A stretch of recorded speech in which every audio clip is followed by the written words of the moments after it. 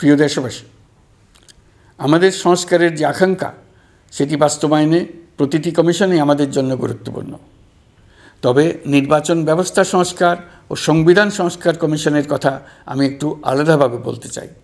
কেননা এই দুটি কমিশনের সুপারিশের উপর প্রধানত নির্ভর করছে আমাদের আগামী নির্বাচন প্রস্তুতি ও তারিখ। এই প্রসঙ্গে বড় খবর হলো, প্রধান নির্বাচন কমিশনার সহ নির্বাচন কমিশন গঠন করা হয়ে গেছে। কমিশন দায়িত্ব গ্রহণ করেছে।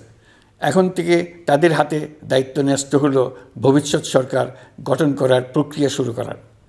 তারা তাদের প্রস্তুতির কাজ শুরু করেছেন। তাদের হাতে অনেক কাজ। প্রথমে সবচেয়ে বড় কাজ ভোটার তালিকা হালনাগাদ করা। এটা এমনিতেই কঠিন কাজ। এখন কাজটা আরও কঠিন হলো এই জন্য যে গত 3টা নির্বাচনে ভোটারদের অংশগ্রহণ করার সুযোগ ছিল না। ভোটার তালিকা যাচাই করার সুযোগ হয়নি কারো।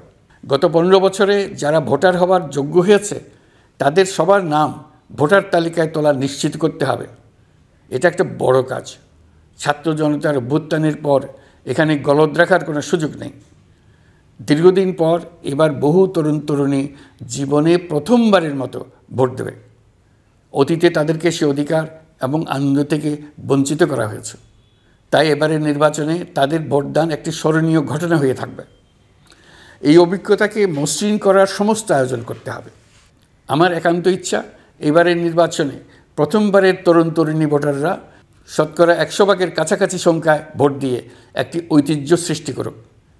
নির্বাচন কমিশন এবং সকল সামাজিক প্রতিষ্ঠান ও রাজনৈতিক দলের প্রতি আমার আহ্বান, সবাই মিলে আমরা যেন ওই লক্ষ্য অর্জনে নানা প্রকার সৃজনশীল কর্মসূচি গ্রহণ করি। এখন থেকে সবাই মিলে এমন একটা ঐতিহ্য সৃষ্টি করি যেন স্থানীয় নির্বাচন সহ সকল নির্বাচনে সকল কেন্দ্রে প্রথমবারের ভোটাররা 100% কাছাকাছি সংখ্যায় ভোটদান নিশ্চিত করবে। এটা নিশ্চিত করতে পারলে ভবিষ্যতে কোনো সরকার মানুষের ভোটাধিকার কেড়ে নেবার সাহস করতে পারবে না।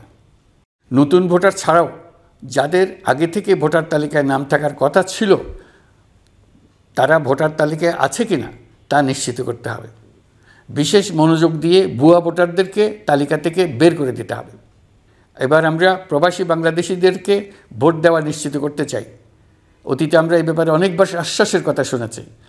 এই সরকারের আমলে এটা যেন প্রথমবারের মতো বাস্তবায়িত হয়, এটা আমরা নিশ্চিত করতে চাই। এর জন্য একটা নির্ভরযোগ্য ব্যবস্থা করতে হবে। সব কিছুই সমসাপেক্ষ ব্যাপার। এর সঙ্গে যদি আমরা নির্বাচন প্রক্রিয়া আরও উন্নত করতে চাই, নির্বাচন সংস্কার কমিশনের সুপারিশমালা বাস্তবায়ন করতে চাই, তাহলে প্রয়োজনীয় সংস্কারের বিস্তৃতি ও গভীরতা অনুসারে নির্বাচন কমিশনকে সময় দিতে হবে। আমি সকল প্রধান সংস্কারগুলো সম্পন্ন করে নির্বাচন আয়োজন করার ব্যাপারে বরাবর আপনাদের কাছে আবেদন জানিয়ে এসেছি।